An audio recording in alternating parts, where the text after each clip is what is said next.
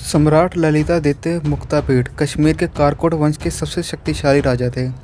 अपने शासनकाल में सम्राट ललितादित्य ने कश्मीर और भारत पर होने वाले मुस्लिम आक्रमणों को न सिर्फ सफलतापूर्वक दबाया था, अपितु तुर्कों, अरबियों, कम्बोजों और तिब्बतियों को युद्ध में हराया। इन्होंने भारत के बाहर भी कई युद्ध किए और उनमें जीत हासिल कर अपने राज्य की सीमाओं का विस्तार मध्य एशिया से तुर्किस्तान तक किया। इनका राज्य तिब्बत से लेकर कैस्पियन सागर और बंगाल से लेकर ईरान तक फैला हुआ था। युद्धों में लगातार जीत हासिल करने के कारण विदेशी इतिहासकारों ने ललितादित्य मुक्तापीड़ को कश्मीर का सिकंदर कहा, परंतु हमारे इतिहासकारों ने इन्हें इतिहास में वह स्थान नहीं दिया जिसके ये हकदार थे।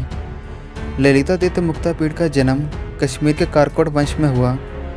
कारकोट राज्य की स्थापना दुर्लभवर्धन ने की थी। दुर्लभवर्धन गंगोडिया वंश के राजा बलादित्य के सेनापति थे।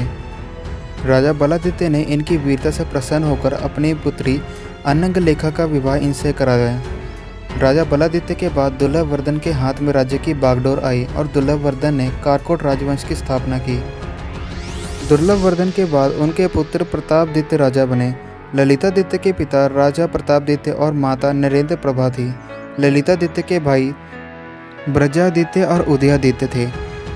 राजा प्रतापदित्य का शासनकाल 662 ईस्वी से लेकर 712 ईस्वी के आसपास तक रहा। इनके शासनकाल में कारकोट वंश नई ऊंचाइयों तक पहुंचा। प्रतापदित्य के बाद 712 ईस्वी से 720 ईस्वी तक ब्रजादित्य और 720 ईस्वी से 724 ईस्वी तक उदयादित्य कश्मीर के शासक रहे। 724 ईस्वी में ललितादित्य मुक्तापीड़ राजा बने और उन्होंने अपने राज्य का संचालन किया। 760 ईस्वी तक वह राजा बने रहे।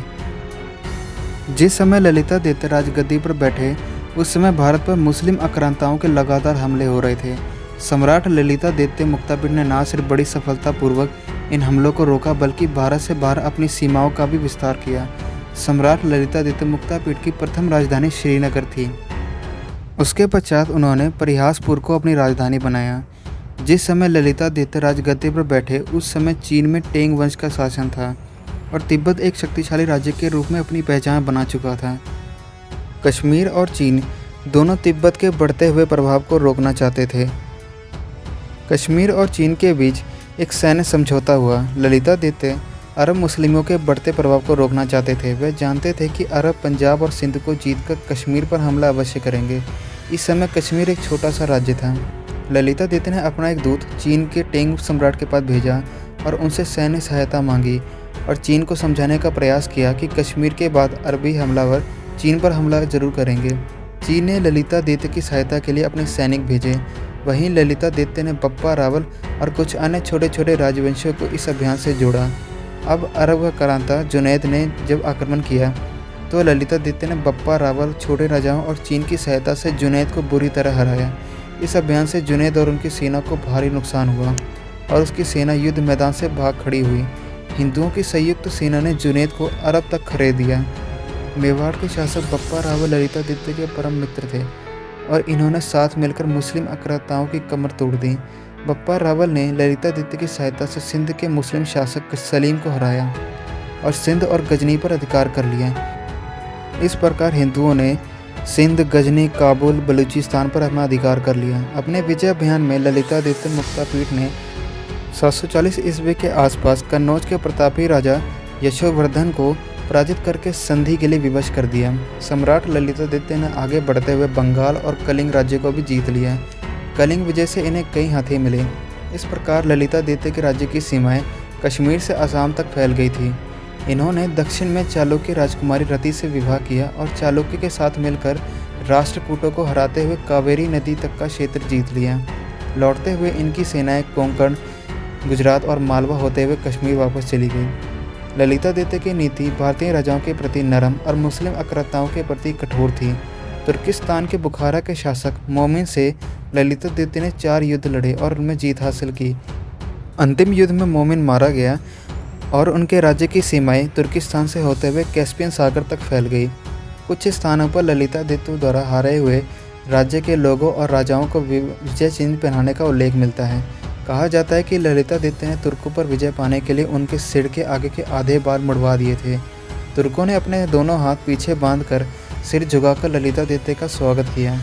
कलहन के अनुसार ललितादित्य ने तिब्बत को हराकर उसके बड़े क्षेत्र पर अधिकार कर लिया और चीन के कुछ शहरों को भी जीता। अपने विजय अभियान से ललितादित्य 12 वर्ष बाद कश्मीर लौटे।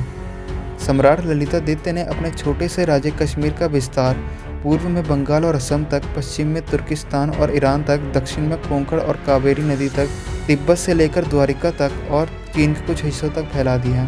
कहा जाता है कि ललितादित्य ने कोई भी युद्ध नहीं हारा था, तभी उन्हें कश्मीर का सिकंदर कहा जाता है। ललितादित्य एक ऐसे राजा थे जिनके बारे में भारतीय साहित्य के साथ साथ कुछ ईरानी और चीनी साहित्य में भी इनके बारे में पता चलता है। कश्मीर के राजवंशों और ललितादित्य के विषय में सर्वाधिक जानकारी कल्हण द्वारा रचित राजतरंगिणी से प्राप्त होती है। कल्हण ने सम्राट ललितादित्य को एक महान शासक और महान विजेता बतलाया है, जिसने भारत के बाहर चीन, तिब्बत और मध्य एशिया में अपने साम्राज्य का विस्तार किया।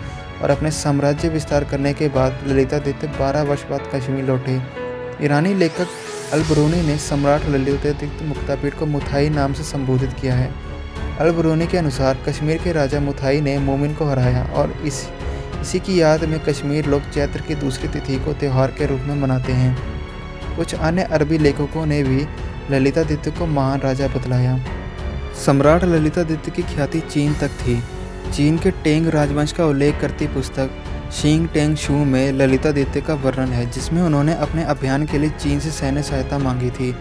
विदेशी इतिहासकारों ने ललितादित्य को कश्मीर का सिकंदर और भारत का सिकंदर कहकर संबोधित किया है, जबकि हमारे देश के ही इतिहासकारों ने ललितादित्य मुक्तापीठ के बारे में मौन धारण कर लिया है। ललितादित्य मुक्तापीठ एक महान विजेता के साथ साथ एक महान निर्माणकर्ता और विद्वानों के संरक्षक भी थे। उन्होंने अपने शासनकाल में कई मंदिर, बौद्ध मठ और भवन बनवाए।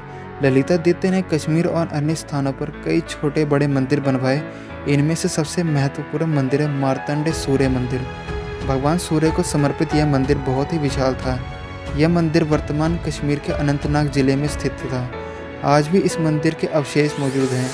एक हिंदू राजा होने के बावजूद सम्राट ललितादित्य ने कई बौद्ध मठ भी बनवाए। सम्राट ललितादित्य द्वारा बनवाए गए मंदिर और मठ या तो समय के साथ नष्ट हो गए या फिर मुस्लिम आक्रांताओं द्वारा नष्ट कर दिए गए। ललितादित्य ने कई शहर भी बसाए। इन्होंने कश्मीर के ऊपरी क्षेत्र में नहरें बनवाई और उनके निचले क्षेत्र में सिंचाई करवाई। सम्राट ललितादित्य ने व्यापार, चित्रकला और मूर्तिकला को बढ़ावा दिया। ललितादित्य एक कुशल वीणा वादक और अच्छे लेखक भी थे।